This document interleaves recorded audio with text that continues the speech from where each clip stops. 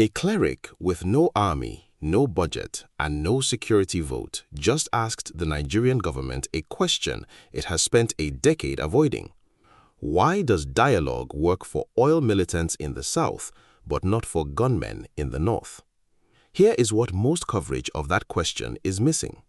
8 months ago, Nigeria's own presidency admitted on the record that it already quietly negotiated with bandits to free hostages in Kebbi and Kwara.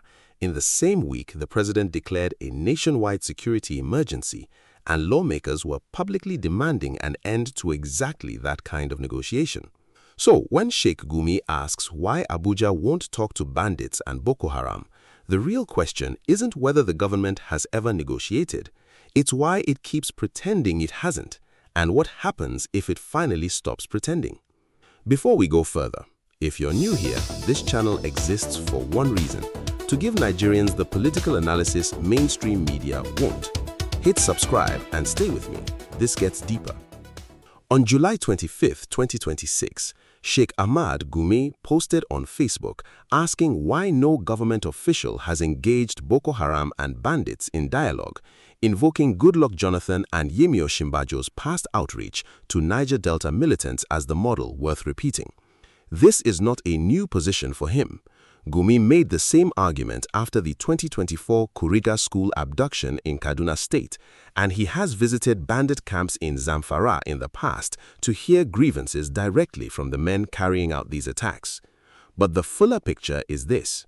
In November 2025, more than 300 people, mostly school children, were abducted within a single week across Kebbi, Niger, and Kwara states. President Tinubu declared a nationwide security emergency, ordering 20,000 additional police recruits, deploying DSS forest guards, and shutting 41 federal unity colleges. In the middle of that emergency, the hostages were released, and the presidency's Special Advisor on Information and Strategy, Bayo Onanuga, confirmed publicly that security agencies had made direct contact with the bandits to secure their freedom, while denying that any ransom had been paid. That admission triggered a rare open revolt inside the National Assembly. Senators and House members condemned the negotiation, demanded a halt to further contact with the bandits, and called for punishment of the official who had ordered troops withdrawn from the Kebbi school hours before the attack. A cross-party coalition of lawmakers issued a statement declaring that no functioning nation rewards criminality with dialogue, citing failed negotiation experiments in Colombia, Mexico, Afghanistan, Somalia, and Mali as warnings. Atiku Abubakar and the then-opposition ADC accused the government of negotiating in secret while publicly denying it. Gumi's July 25, 2026 statement resurfaces directly into that unresolved argument. He isn't proposing something Abuja has never done. He's asking it to formally, openly do at the strategic level what it already quietly did at the tactical level 8 months earlier. The presidency and National Security Advisor set the public-facing line: no negotiation with terrorists. But that posture has never been written into law, and it has never matched practice consistently. The 2011 Terrorism Prevention Act and the 2021 designation of bandits as terrorists make formal leadership-level negotiation legally fraught.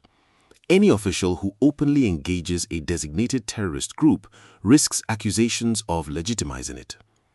Yet, Nigeria already runs a formal, federally funded negotiated exit mechanism, Operation Safe Corridor. As President Tinubu himself disclosed on June 12, 2026, the program has processed more than 124,000 fighters and dependents who surrendered since 2023. That is a negotiation aimed at individual fighters walking away from the fight, not at leadership structures agreeing to lay down arms collectively. The distinction between that and what Gumi is proposing is exactly where the institutional ambiguity sits. The Nigerian Army and Defense Headquarters run the opposite track entirely, the kinetic one.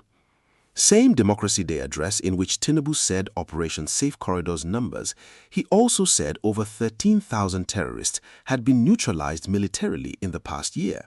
backed by a record 5.41 trillion naira defense budget for 2026, and he told bandits and kidnappers directly to surrender or face the full force of the state, warning that the surrender window would not stay open forever.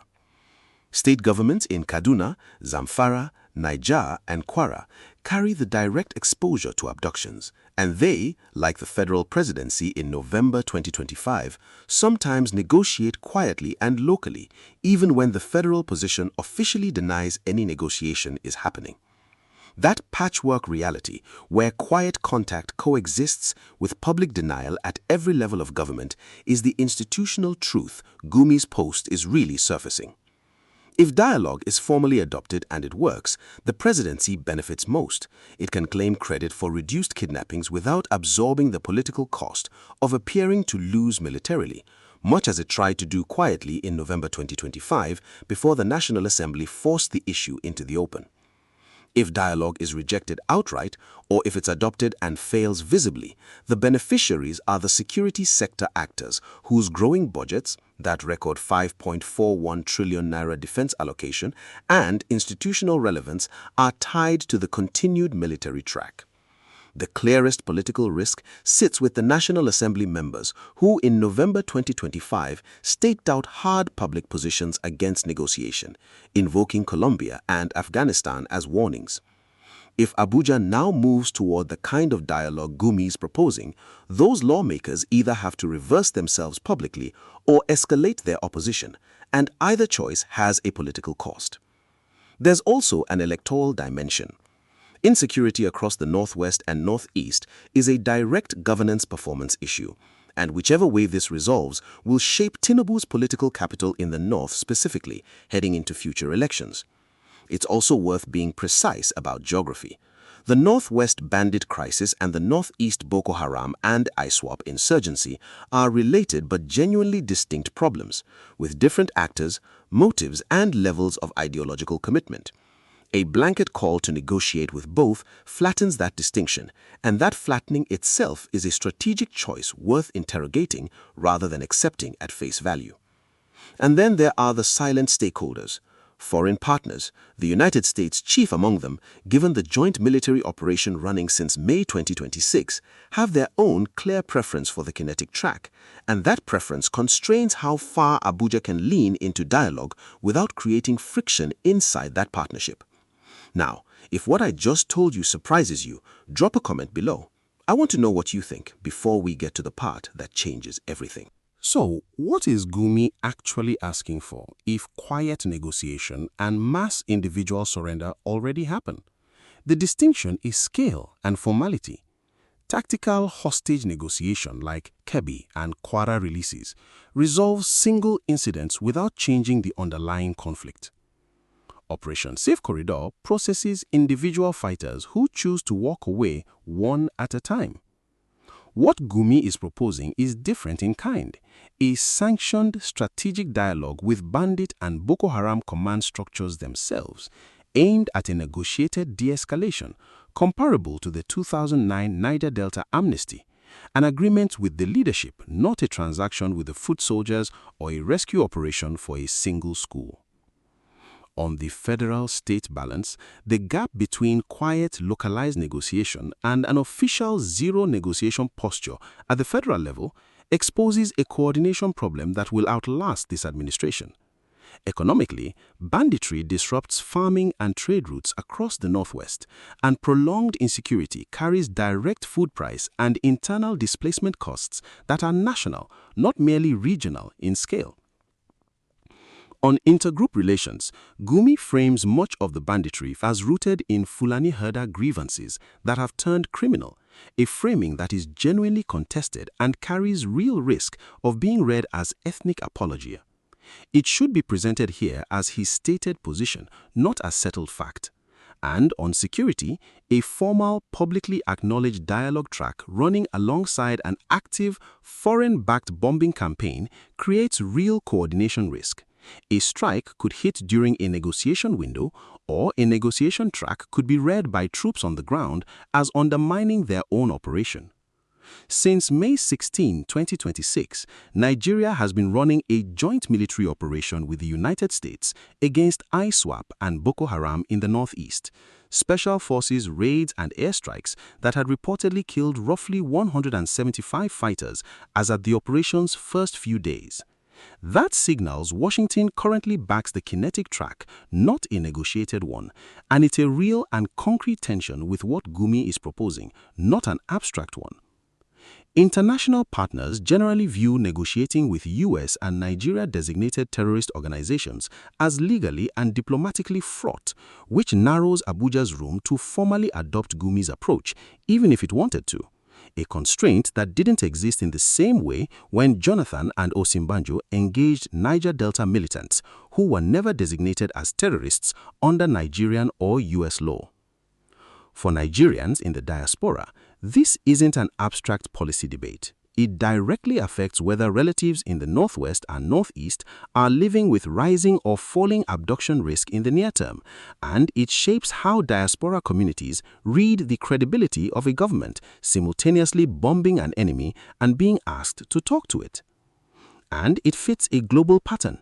The same November 2025 National Assembly coalition that rejected negotiation with bandits explicitly invoked Colombia, Mexico, Afghanistan, Somalia, and Mali as cases where dialogue produced worse outcomes, not peace. Nigeria is being asked, in effect, to bet that its situation is different from 5 documented failures. The biggest misconception to clear up is that Gumi is treating Boko Haram and bandits as the same kind of actor. They are not. Bandits are largely criminal and economically motivated.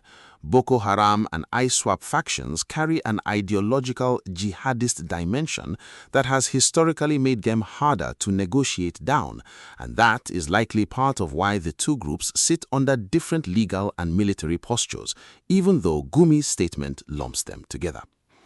The national interest bottom line, whatever side of that debate you land on, the immediate test for Nigeria is which track reduces abductions and casualties fastest without undermining the legal and military credibility the state still needs against the more ideologically committed elements it cannot negotiate with, regardless of which path it chooses for bandits specifically.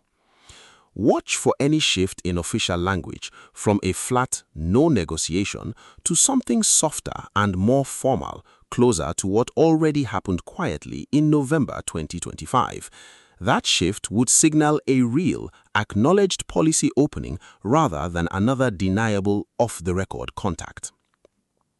Watch too for whether Operation Safe Corridor's mandate expands from processing individual surrendering fighters toward anything resembling leadership-level talks. That would be the clearest sign the government is moving Gumi's direction without saying so. An uptick in mass casualty attacks or high-profile abductions in the Northwest would be the clearest signal of escalation, and it would likely harden the government's public no-negotiation stance, even if quiet contacts continue behind the scenes, just as they did before the Kebbi and Kwara releases. In the long run, how this plays out will likely define whether Tinubu's northern security legacy is remembered as a military win, a negotiated de-escalation, or an unresolved contradiction between what the government says and what it does, heading into the next election cycle. We opened with a question. Why does dialogue get sanctioned in one region and rejected in another? The honest, measured answer isn't simply ideology. It's a mix of legal risk, foreign partner alignment, and the genuinely different nature of the armed groups involved, and a government that has already, quietly, negotiated once before while insisting in public that it never would. On the evidence of the November 2025 Kebbi and Kwara releases, the 124,000 surrendered fighters processed through Operation Safe Corridor, and the joint military campaign running in parallel with all of it, the honest answer to whether Nigeria has a coherent, single strategy for bandits and Boko Haram is not yet. It has several strategies running at once, and it has not said so out loud. And that's the discussion worth having with you directly. Do you think a formal, sanctioned dialogue track, and an active military campaign can realistically run at the same time, or is that a contradiction Nigeria can't sustain? If this analysis gave you clarity, share it with one person who needs to understand what's really happening. Like, subscribe, and I'll see you in the next one.